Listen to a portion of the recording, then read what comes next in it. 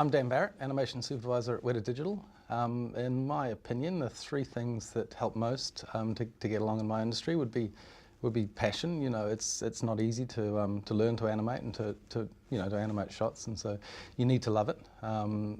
Energy, you know, on the big jobs and on the small jobs, you know, you're often up all night, so you need that energy to get through. And in my case, a supportive family. You know, I have 3 kids, and there's just no way I'd be doing it without my wife. I supervised animation on Rise of the Planet of the Apes. So along with fellow animation supervisor Rick Reynolds, we were in charge of all of the apes that you see in the film.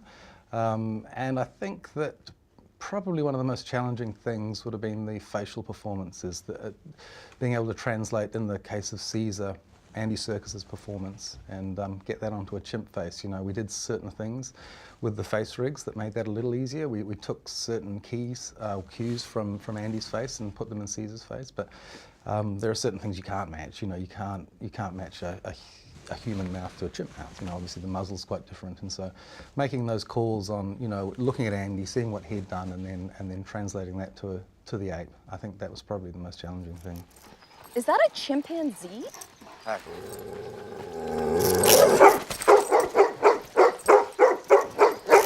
Come on. Come on.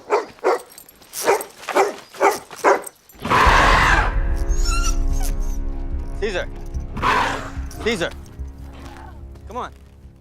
I mean, I guess that it all starts with, you know, in terms of apes, you know, it started with, you know, character design. You know, a fair bit of work went in. It wasn't just at Weta, it was other companies working on the design of the apes.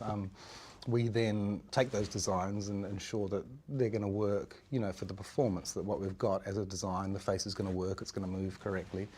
And then on, you know, in terms of the shoot, in this case we were capturing live on set, which was a fantastic situation. It made some of the motion capture slightly less viable, but it makes life a lot easier for the director and the actors. You know, James Franco, for instance, can play off Andy, you know, in the scene, which is a huge advantage to both the character of Caesar and to the character that James Franco's playing. You know, he's not looking at a tennis ball, he's looking at Andy, you know, and so that's very helpful. In terms of the facial capture, we get the raw data, and then it goes through a solver that we've developed in-house. You know, it takes the facial markers. All the actors wear a camera, which is, you know, sitting on a helmet right in front of their face. It reads markers on the face, which are then put into a solver, and that solver is, with the help with artists who use that solver, it decides, you know, when you see movement of these markers, you know, what muscles are moving in the face. Yeah, I mean, it's a very handy tool, but it certainly takes a lot of skill from the person using that solver to get a good result. On a day-to-day basis, we're looking at keyframe shots. You know, animators may be animating stunts, for instance. We might be looking at Cobra leaping from a pylon on the bridge onto a car, for instance. We're also reviewing data that's come through from the motion edit team. So capture from on set, we're looking at how that's translating from the human performers to the apes. And then as a separate thing, the facial capture as well. And that's probably the place where we spend most time, you know, poring over. We not only have the camera on the face, but we would have at least 4 reference cameras filming the performance, and we pore over that footage to make sure that we're getting it exactly right. The thing I'd be most proud of would be Caesar. You know, I think he's a fantastic character. You know, I think probably the scene that I'm most proud of in the film was the one in which Caesar helps Will's dad with his cutlery. He's losing it a little bit. He's got his fork around the wrong way, and I think the way that Andy played that is really beautiful. You know, we saw that with Andy in it, and it was really moving, and I think we did a pretty good job of getting Andy's performance onto Caesar, and yeah, it looked good.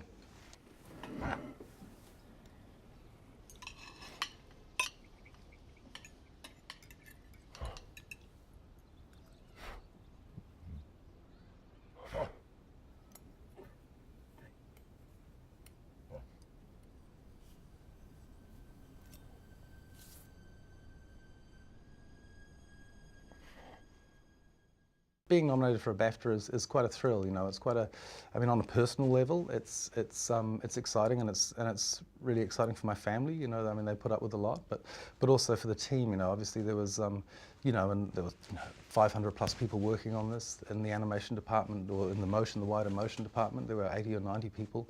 You know, and so I think, you know, for the team, it's fantastic.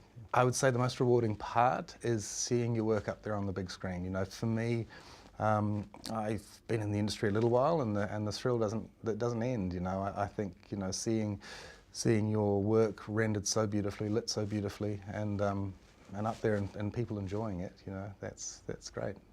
I mean, I think it probably would be easier to get into the industry now. I think that, you know, there are a lot more films. You know, everybody, you know, wants this in their films these days, and the computers are up to it. There's, you know, if you want to animate and you don't want to learn anything else, there are rigs you can download off the internet. You can pretty much, you know, get going straight away and start messing around.